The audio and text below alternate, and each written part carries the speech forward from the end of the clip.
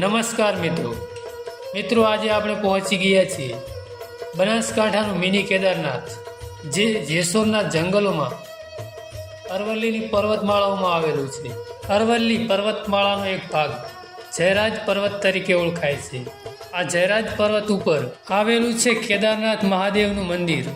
લગભગ 300 જેટલા પગથિયા ચડીને આ મહાદેવજીના મંદિરે પહોંચી શકાય છે. તો મિત્રો, બન્યા રહેજો આ વિડીયોમાં.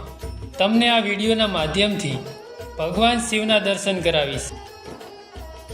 મિત્રો, તમે પણ અહીંયા મિત્રો સાથે, ફેમિલી સાથે મિની કેદારનાથ આવી શકો છો.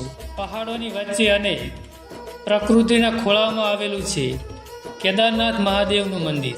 આ મંદિર સમુદ્ર સપાટીથી 1500 મીટરના ઊંચા શિખર ઉપર આવેલું છે.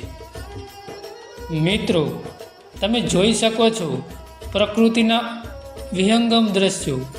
જે તમે જોઈ રહ્યા છો તે જે પર્વતની ટોચ ઉપર ઝરણું આવેલું છે તે ઝરણાનું પાણી છે.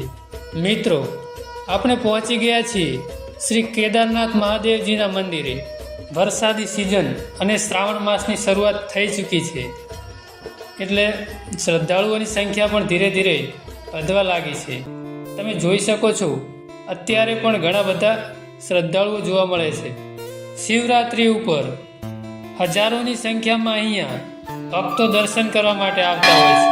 તો ચાલો મિત્રો, શિવજીની મુલાકાત અને દર્શન કરવાનો લાભ લઈએ. મિત્રો, જે સામે દેખાઈ રહ્યો છે તે છે શ્રી કેદારનાથ મહાદેવજીનો પ્રવેશ દ્વાર.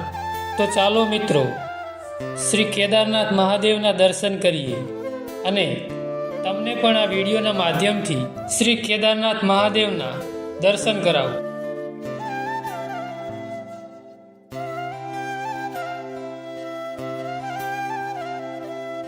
મિત્રો, મંદિરની જમણી બાજુ અને ડાબી બાજુ 2 કુંડ આવેલા છે. જે તમે જોઈ રહ્યા છો તે ગંગાજી કુંડ છે અને ડાબી બાજુ છે યમુના કુંડ. કહેવાય છે કે મહાદેવજીએ પાંડવોના વનવાસ દરમિયાન પાંડવોના કહેવાથી શિવજીએ યમુના અને ગંગા નદીના નીર અહીંયા ઉત્પન્ન કર્યા હતા. મંદિરની આસપાસની પ્રકૃતિનો આનંદ માણીશું. શિવજીના દર્શન કર્યા પછી અમે મુનિરજીની કુટીએ જવા માટે નીકળ્યા. મુનિરજીની કુટી જયરાજ પર્વતની ટોચ ઉપર હતી અને જેમ જેમ ઉપર ચડતા ગયા તેમ તેમ જંગલ વધુ ગાઢ બનતું ગયું. સુમસાન એટલે એટલું સુમસાન હતું કે કોઈ માણસ તો શું, કોઈ પક્ષી પણ નહોતું જોવા મળતું. આશરે 2 થી 3 કિમી જંગલમાં ચાલ્યા પછી અમે પહોંચી ગયા છીએ મુનિજીની કુટીએ. તો મુનિજી પહેલાં અહીંયા એક ગુફામાં રહેતા હતા.